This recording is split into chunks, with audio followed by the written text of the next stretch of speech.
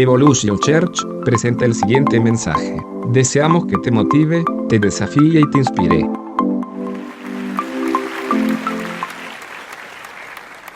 Un 40% más de las decisiones que tomamos en el día se hacen de manera automática, ¿sí? Son rutinas que nuestro cerebro repite de forma inconsciente, casi siempre basado en los hábitos que nosotros tenemos. Según una encuesta, un 70% de las personas les gustaría cambiar algún hábito, pero solo de un 5 a un 15% lo logran. Son estadísticas un poco alarmantes. No sé si has oído la frase memoria de elefante. ¿De dónde viene esa frase? Cuando empezaron los circos, o cuando la gente entrenaba elefantes, sobre todo en la India, obviamente el elefante es uno de los mamíferos más fuertes terrestres que hay en la tierra. Y poder contener a un elefante, pues tendrías prácticamente que tener unas cadenas muy pesadas o una jaula de hierro muy grande y muy gruesa. Entonces, ¿qué hicieron? Empezaron a acostumbrar al elefante desde muy pequeño con una simple cuerda en su pie, y como era pequeño, no tenía la fuerza para escaparse de la cuerda. Conforme fue pasando el tiempo, el elefante se acostumbró a que no podía moverse porque tenía la cuerda atada al pie, hasta que llegó a ser mayor. Sin embargo, cuando ya el elefante es adulto, a pesar de que fácilmente podría romper esa cuerda por la fuerza que tiene, no lo hace porque está habituado y acostumbrado a que cuando tiene una cuerda en el pie, él no puede moverse de más de ese pequeño espacio que tiene. Y por esa razón tú puedes ver, o veías antes en los circos que tenían animales, un elefante atado con una pequeña cuerda, cosa que él podría hacer así y romperla. Pero como se acostumbró y se habituó, ¿sí?, a tener esa cuerda desde pequeño, su cerebro le dice: tú no te puedes ir, tú no te puedes escapar, tú no te puedes mover de esta área, porque se acostumbró así. ¿Y sabes qué? Lo mismo nos sucede a nosotros. Hacemos cosas y actuamos de cierta manera porque hemos estado condicionados por años a ser así. Nos acostumbramos e hicimos un hábito de eso, y por esa razón a muchas personas les cuesta mucho cambiar. No es porque sea imposible cambiar, no es porque no puedan cambiar sus malos hábitos, no es porque no puedan vencer, no es porque sean débiles o tengan poca fuerza de voluntad, no, es porque nuestro cerebro se ha habituado y se ha condicionado y nos dice: tú no puedes cambiar. Y por eso muchas personas intentan hacer algo y se frustran porque están condicionados a no poder cambiar. Hoy aprenderemos cómo deshacernos de los malos hábitos que nos hacen retroceder y cómo adquirir nuevos hábitos que nos hagan avanzar. El ser humano es una criatura de hábitos. Un hábito es una costumbre, ¿sí? Es una manera de comportarse o de conducirse por la vida. Un hábito se establece cuando hacemos algo de manera repetitiva y constante hasta que se automatiza en nuestro cerebro y se arraiga en nuestras vidas. Hay personas que tienen malos hábitos desde niños, ¿sí? Como un hombre grande que va al baño, orina y moja la taza. Algunas mujeres tienen pelea con eso constantemente con los que tienen hombres en casa. Y dices, parece un niño, es un hombre grande y sigue haciendo lo mismo. Gente cuando se lava las manos y escurre y deja un charco en en el piso. Dice, ¿cómo? Porque lo hacía desde niño. Y esa costumbre se empezó a automatizar de manera que esa persona crece con ese hábito y ya le sale de manera automática. No es que está pensando, voy a tirar agua, o voy a manchar la taza, o voy a subir los pies arriba de... ¿Viste que hay gente que llega a un lugar y sube los pies arriba de los sillones? Y uno dice, ¿cómo? Y otros no lo ven mal. Y lo hace aunque no sea su casa. Es un hábito, es una costumbre. Hay gente que termina de comer o toma una gaseosa y eructa, y es un mal hábito. Muchos se están riendo porque les habrá pasado. Hay hábitos que son aún más dañinos que eso, ¿sí? Como hablar mal de nuestros amigos o de nuestros conocidos, como el hábito de mentir, ¿sí? Hay gente que tiene aún peores hábitos que le gustaría que nadie se enterara de ellos. Y dice, yo ojalá pudiera cambiar. Todos quieren cambiar sus malos hábitos porque saben que no solamente le perjudican a ellos, sino le perjudican en sus relaciones, en su vida. Hay una frase que dice, a veces nuestro peor enemigo son nuestros malos hábitos. Ellos nos impiden avanzar, ellos nos impiden mejorar, ellos nos impiden crecer. Y es tan difícil desprenderse de ellos. De ahí que el que logra superarlos empieza a hacer la diferencia. Si los vencemos, seremos imparables. Muchos cristianos y muchas personas están acostumbrados a echarle la culpa de lo que les sale mal a otros, al diablo, al mundo, a la suerte, ¿sí? Entonces hay gente que hace cosas equivocadas y dice, no, es porque el diablo me tentó, no, porque ese diablo la tiene contra mí, o porque la gente no me quiere y yo reacciono, esta mujer me provoca y por eso yo me enojo. ¿Viste? La culpa es de ella que lo provoca y lo hace calentón. Hay otra frase que dice, la desorganización, ¿sí?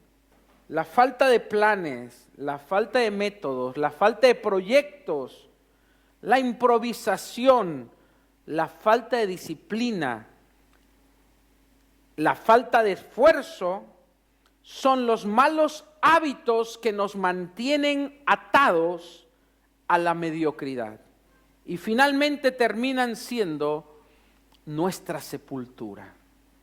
¿Cuántas veces queremos avanzar, pero hacemos todo lo contrario para avanzar?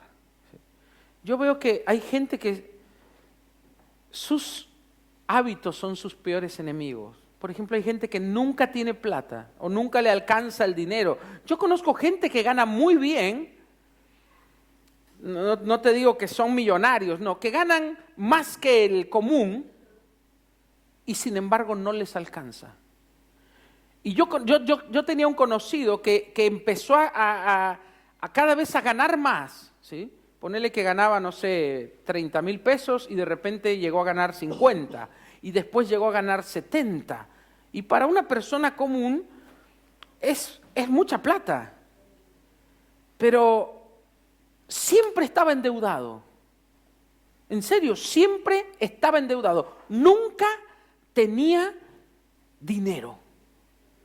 Siempre andaba pidiendo prestado. Las tarjetas las tenía al rojo vivo, como fuego.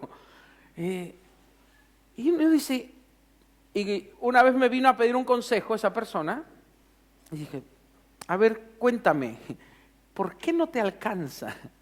No, porque mis hijos y mi esposa gastan mucho. Y la realidad, una vez que fui a su casa, y conociéndolo a más profundidad, me di cuenta que era una persona que tenía muy malos hábitos económicos. Esto es, gastaba más, siempre gastaba más de lo que tenía. Nunca ahorraba. Le gustaban de manera automática las cosas más caras, ¿sí? Porque no siempre lo más caro es lo mejor. Hay veces que sí, pero no siempre es así. Le gustaba aparentar, ¿sí? Le gustaba quedar bien con el dinero. Entonces invitaba a esto, compraba, regalaba, tiraba la plata. Entonces esa persona nunca iba a haber plata que le alcance. ¿Sí? Siempre compraba con tarjeta en vez de comprar con efectivo. ¿Sí? Uno dice, ¿y eso qué tiene que ver? Bueno, porque tú con la tarjeta no sabes cuánto estás gastando. O sea, no tienes una medida. Con el efectivo tú sabes lo que tienes y eso es lo que gastas. Cuando tú no te acostumbras a eso y no sabes usar una tarjeta, tu tarjeta llega un momento en que solo te llega el sueldo y es para pagar toda la tarjeta. ¿Sí? Entonces, cuando una persona no tiene buenos hábitos, en este caso económicos, hay hábitos alimenticios. Por ejemplo, hay gente que siempre come a deshoras. ¿Sí? Yo tengo un conflicto con alguien que conozco porque nunca comen en sus horarios. Entonces, nunca sabes si ya comió, si no ha comido, si a qué horas va a comer. ¿Y qué trae eso? Trae problemas en la salud, trae problemas en el sueño, trae problemas en los cambios de humor, trae problemas en el rendimiento, ¿sí? en el estilo de vida.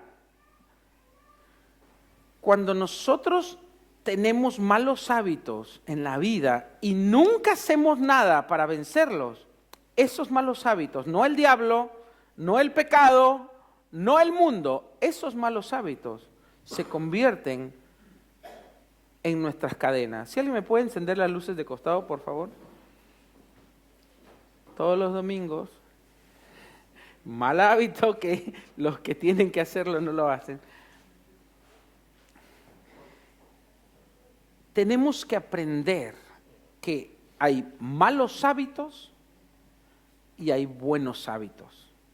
Los malos hábitos te van a llevar a la derrota, a la ruina, a la enfermedad, a la depresión, a que todo te salga mal. Los buenos hábitos no solamente no te van a llevar a la ruina, sino que te van a hacer avanzar. Los buenos hábitos te van a hacer ser mejor persona y por consecuencia vas a tener bendiciones. Los buenos hábitos te van a hacer tener mejores relaciones. Los buenos hábitos van a hacer que todos quieran acercarse y estar contigo.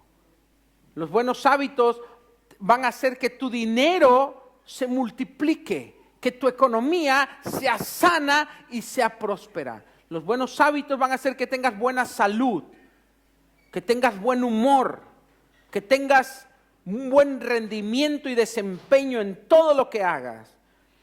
Esa es la verdad. Entonces, ¿de qué sirve que nosotros tengamos la Biblia, que nosotros tengamos un Dios todopoderoso, que nosotros tengamos grandes promesas, si nuestros hábitos nos están destruyendo? Eso es lo que pasa con muchos cristianos. Eso pasa en muchas iglesias. Hay gente que piensa que por ser cristiano, ir y sentarse en una banca un domingo por 1 hora, ya su vida automáticamente va a cambiar. Y no es así. Dile que está a tu lado, no funciona así. Hay gente que, y ¿sabes qué es lo peor? ¿Qué es lo peor? Que cuando nosotros pensamos que por el hecho de ser cristiano, yo ya voy a ser mejor persona y no hago nada, con el paso del tiempo me voy volviendo religioso. ¿Qué hace el religioso? Aparenta y finge tener una espiritualidad que no tiene. Finge tener un poder que no tiene. Finge tener una relación con Dios que no tiene. Se vuelve una imitación de algo bueno. Y la imitación siempre es burda, fea, grotesca. Y eso pasa en muchas iglesias. Hay muchas personas que dicen ser cristianos y te digo, son una vergüenza para el evangelio. Por cómo se conducen, por cómo se manejan, por lo que hacen, por cómo tratan a otros. Y uno dice, y por eso hay gente que allá afuera dice, no, los cristianos son así. Vos sos de esos que, no, yo no quiero saber nada. porque hay otros que creyeron que por el hecho de ser cristianos ya iban a ser mejores personas. Y no es así. Uno tiene que poner en práctica. Vamos a cambiar el término mandamiento, ¿sí? Y vamos a llamarlos buenos hábitos, ¿sí? Porque, por ejemplo, la Biblia dice, si vas a casa de tu vecino, dice, no te apresures a comer, pon cuchillo en tu garganta. Mira qué tremendo. En otras palabras, no te comas todo lo de tu amigo, no te aboraces cuando alguien te invita a comer.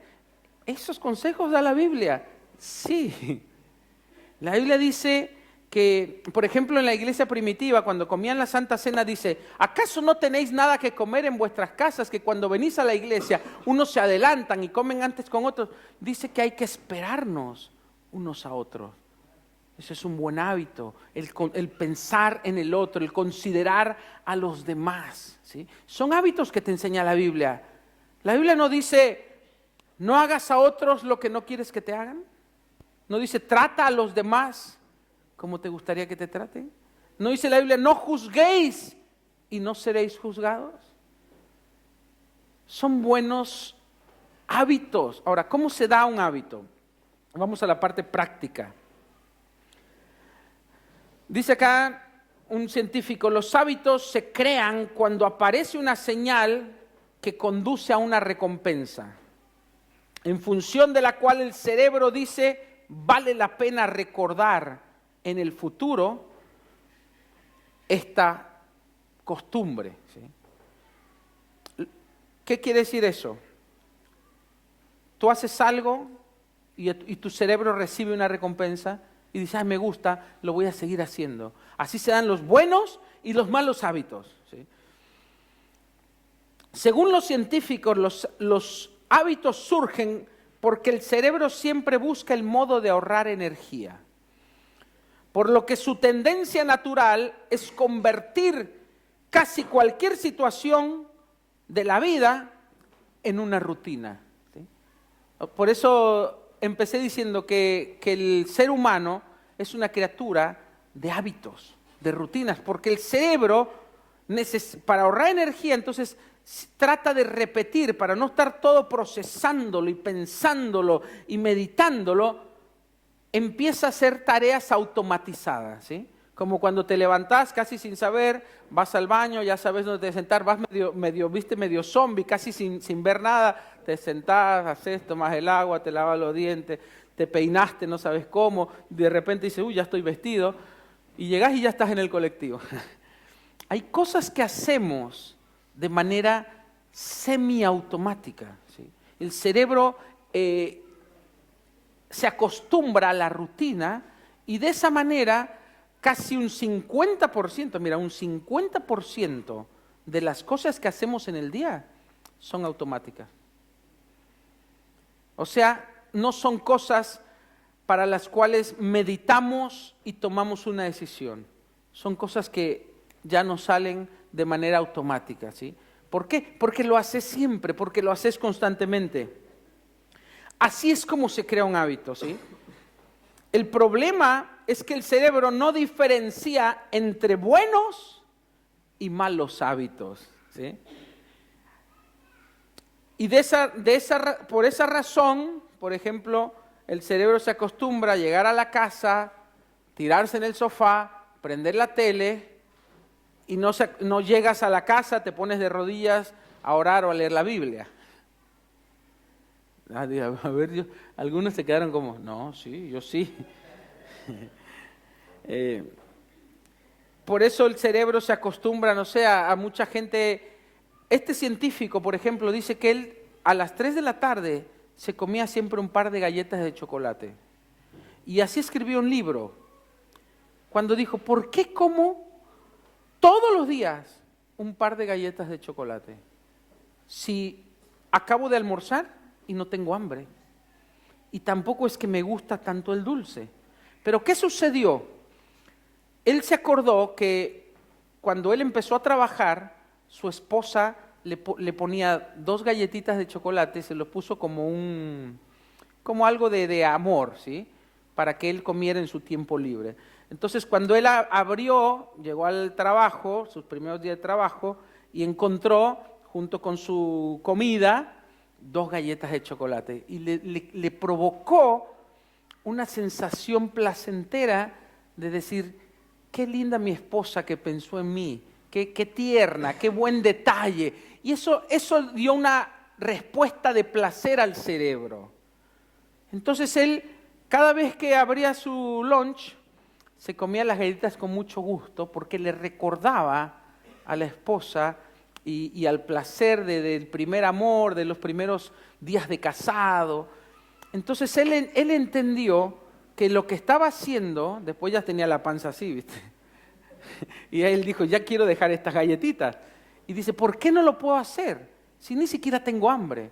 Y era porque se puso a investigar, es un científico de la Universidad de Oxford, y escribió un libro respecto a los hábitos y cómo funcionan con el cerebro. Entonces, él dice, punto número 1, ¿cómo se crea un hábito o cómo se cambia un hábito? Porque eso es lo que queremos saber, ¿no? ¿Cómo cambio estos hábitos malos? Para que un hábito cambie, por ejemplo, en su estudio, él descubrió que las personas que habían tenido un encuentro cercano con la muerte, o que habían tenido un ACV o un paro cardíaco y habían sobrevivido, les era mucho más fácil cambiar sus hábitos a ese tipo de personas. Y él en sus estudios descubrió que justamente hay dos formas en que uno puede cambiar un hábito. Uno es con un shock, ¿sí? Un shock emocional, un shock personal, cuando te sucede algo choqueante, una impresión fuerte en tu vida, te es más fácil dejar los malos hábitos. Y la otra razón, hay muchos dicen, me tiene que dar un paro cardíaco para que yo cambie. No, hay otra cosa, es una fuerte motivación. Esas son las dos únicas cosas que activan un cambio de hábitos. Un shock o una motivación fuerte. ¿Sí? Entonces, de ahí que muchas personas, cuando no están motivadas lo suficiente para cambiar, pues les es difícil. Por ejemplo, la típica, ¿no? Navidad, propósito de este año, voy a bajar 10 kilos. Llega, se come todo en Navidad, se come todo en Año Nuevo, llega así 10 kilos más, ya tiene que subió 10 más, tendría que bajar 20. Empezó el año, ni se acordó del propósito que hizo. ¿Por qué? ¿Fue falso? No. Simplemente no estuvo suficientemente motivado. Esa es la realidad. Entonces, primer punto, necesitas una motivación fuerte y constante para cambiar. ¿Qué es lo que uno tiene que hacer? Entender por qué tal hábito me va a hacer mejor, ¿sí? ¿Por qué tal cosa me va a traer recompensa? Por ejemplo, el ordenar mi economía, ¿no? Llevar un orden en la economía, no gastar tanto, ahorrar, buscar mejor precio, tratar de ser más consciente, no comprar por impulso, comprar con inteligencia, bendecir a Dios con tus diezmos y ofrendas para abrir las ventanas de los cielos sobre tu vida, darle al pobre. Son cosas que traen bendición, aparte de manejar bien tu economía. Ahora, para muchos es difícil hacerse ese buen hábito porque no piensan la recompensa que van a tener. Simplemente el hecho de salir de tus deudas, que llegue fin de mes y no estés así, que tú puedas ahorrar como para comprar algo, invertir, que tú puedas bendecir y ayudar a otros, que tú puedas un día tener un buen pasar económico. Esa tiene que ser suficiente motivación para hacer un cambio en tu economía y un cambio en tus hábitos de consumo y un cambio en tu manera de administrarte. Cuando las personas se motivan lo suficiente, por ejemplo, ¿has visto que hay gente que es emprendedora, que dice, yo quiero poner este negocio y que nunca tuvo un negocio? Y de repente quiere emprender y te das cuenta que esa persona tiene empuje, tiene avance, nada lo detiene y le va bien. Como hace poco me contó mi suegro de una pareja, ¿no?, que compraron una panadería, ¿dónde fue? ¿En España? No, en España, en Alemania. Una panadería vieja. Hoy en día es una panadería próspera. ¿Tienen cuántos empleados? 40 empleados. Todo mundo hace cola para ir a comprar. Y empezó como un pequeño emprendimiento. Empezaron ellos dos solos. Y hoy en día tienen una microempresa próspera, pujante, avanzante. Ahora, ¿cómo llega ese tipo de personas, cómo llegan a tener ese éxito? Porque están suficientemente motivados. Entonces, la motivación es muy importante para alcanzar tus metas. ¿Y dónde encuentro esa motivación? Porque ahí viene la segunda pregunta. No, está bien, yo quiero estar motivado. Motívame, Noel. No, tú tienes que encontrar fuentes de motivación. Una de las principales fuentes de motivación es Dios, ¿sí? Dios te llena de energía, te llena de gozo, te llena de fortaleza, te llena de vida. Tu relación con Él, la palabra de Dios es viva, es eficaz. Cuando yo leo la palabra, yo recibo vida y esa vida me da energía y me da empuje para seguir adelante, me motiva.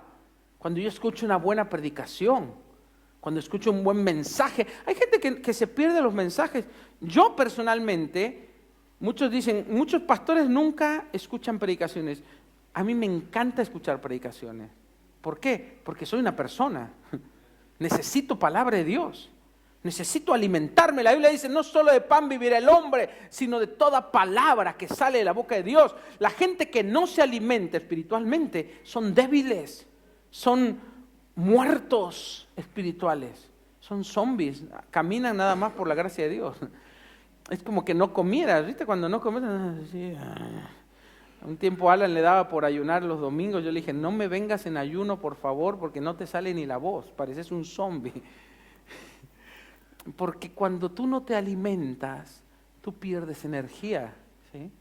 Tu cuerpo necesita esa energía para moverse, para procesar, para trabajar. Entonces, espiritualmente, cuando nosotros no tenemos alimento, no tenemos energía, no tenemos motivación. Por eso hay gente que no tiene fe. Hay gente que no espera nada bueno, no tiene esperanza. Todo el tiempo habla negativo. ¿Por qué? Porque se alimenta de basura. Ojo, dile que está a tu lado, ojo. ¿De qué te alimentas? Dile, ¿de qué te alimentas? Todo el día viendo noticias, todo el día leyendo la revista, todo el día WhatsApp y Instagram. Basura. ¡Basura! Me acordé de un predicador que decía, ¡eso es basura! Un predicador centroamericano. Cuando nosotros le damos a nuestra mente, a nuestro corazón, negatividad, conflicto, Fernández contra Macri, estos son todos malos, nadie sirve, son todos, de repente se dan vueltas, se dan panqueque para allá, para acá. Uno dice, ¿y qué ganas con eso?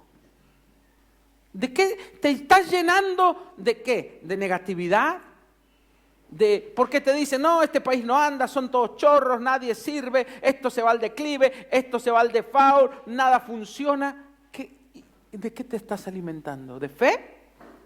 ¿De esperanza para seguir adelante, para tener un mejor futuro? No, te estás llenando ¿de qué? De basura. ¿Sí? Cuando te pones a ver los Instagram y los perfiles y parece que todo mundo tiene una vida feliz. Mentira, repite conmigo. Mentira. Todos son lindos. Ay, mira qué lindas fotos, mira dónde andan, mira qué cosas lindas comen. Mentira. Todo es una fantasía. Pero si te estás alimentando, hay gente que vive deprimida solo por ver la vida de otros, porque dice, uy, mi vida es un... Y busca, ve a ver dónde me puedo sacar una foto, está todo podrido en mi casa. Van al baño y...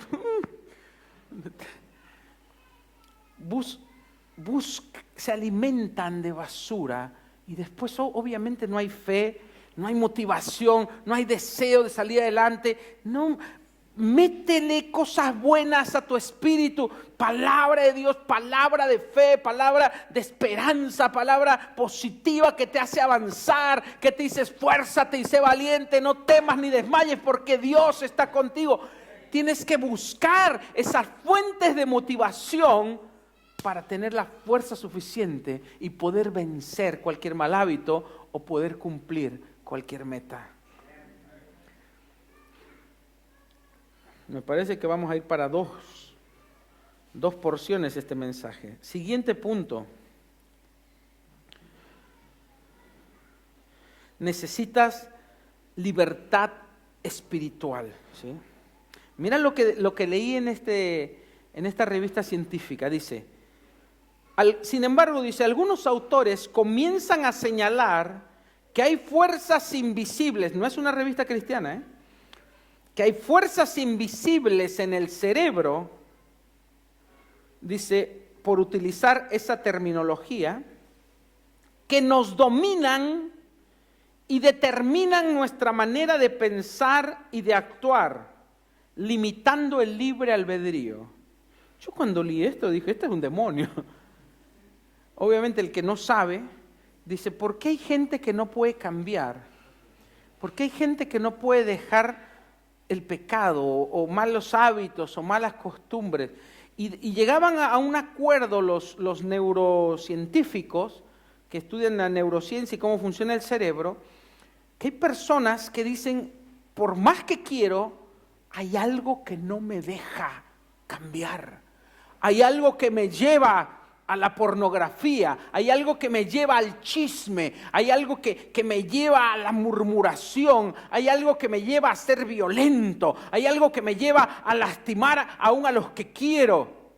Obviamente sabemos que ese algo puede ser una fuerza espiritual, ¿sí? Así como existe Dios, existe el diablo, así como existe lo bueno, existe lo malo. Yo no digo que esa persona esté poseída, porque si no nosotros tendríamos que aceptar que Dios y el diablo comparten el mismo templo, y no es así, ¿sí? La Biblia dice qué comunión tiene Cristo con Belial, qué comunión tiene el Espíritu de Dios con el Espíritu de Belial, ninguna, no pueden compartir el mismo cuerpo, el mismo templo.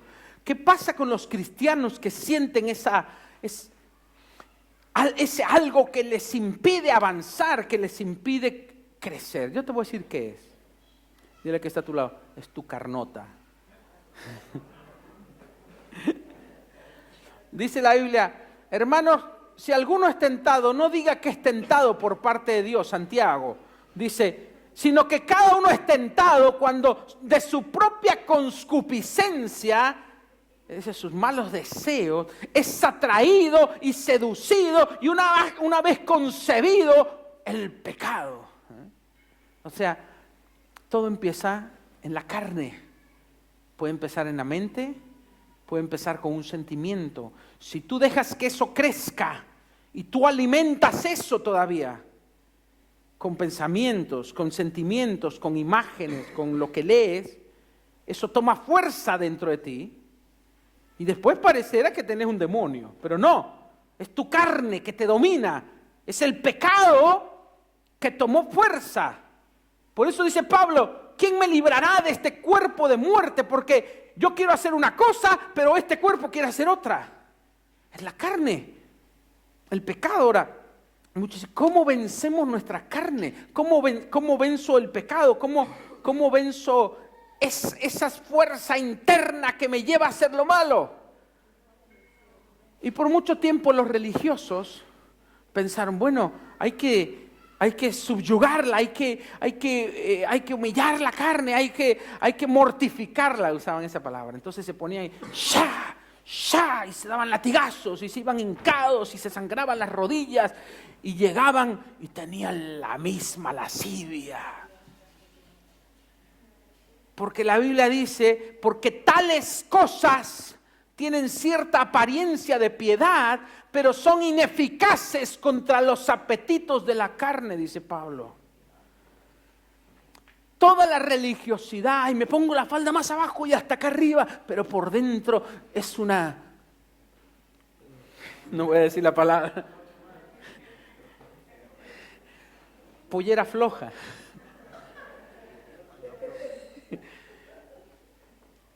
No sirve lo externo o la mortificación del cuerpo o el querer, no sé, con la carne vencer la carne. Es imposible. Dice, pero Pablo dice, mas por el Espíritu haced morir lo terrenal en vosotros. Entonces, entre más tú te llenas de Dios, entre más tú te llenas del Espíritu, entre más tú alimentas el Espíritu, tu carne va siendo debilitada más y más, sometida por el poder del Espíritu. Lo único que tiene el poder para vencer nuestra carne, nuestra pecaminosidad, nuestras malas conductas, es el poder del Espíritu Santo.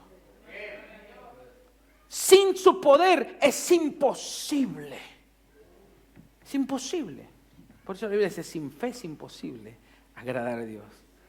Entonces yo necesito esa fuerza espiritual. Entonces, en otras palabras, tengo que alimentar más lo que quiero que domine. Repite conmigo, tengo que alimentar más lo que quiero que domine. ¿Se acuerdan de esa historia que les dije una vez que un niño le preguntó a su abuelo, abuelo, ¿qué es el odio? Dijo, son dos lobos que tenés adentro. Al que le das de comer más, ese vence. Ese va a ganar la batalla. ¿Sí? Lo que tú alimentas, eso es lo que va a vencer en tu vida.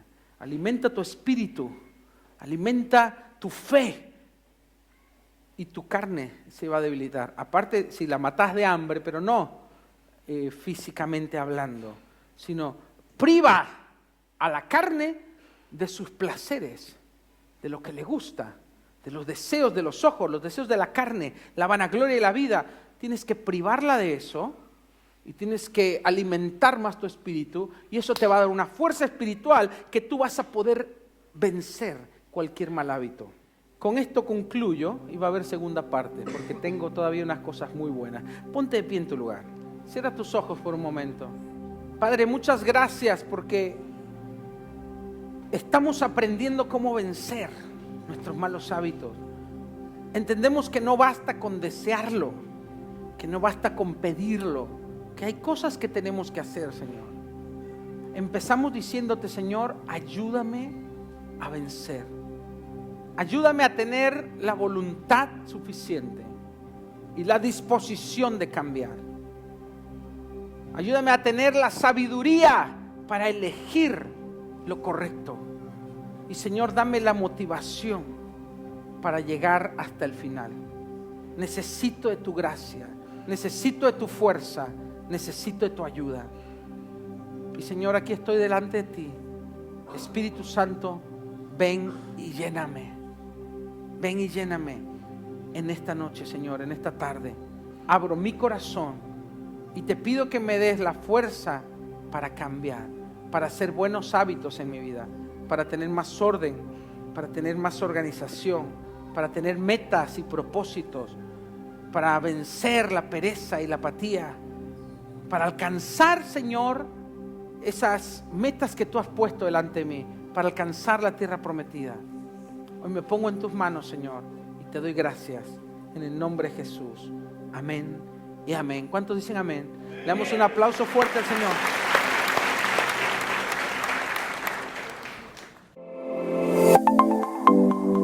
Recibe motivación e inspiración. Visítanos en noelsolis.com y en amistadevolution.com.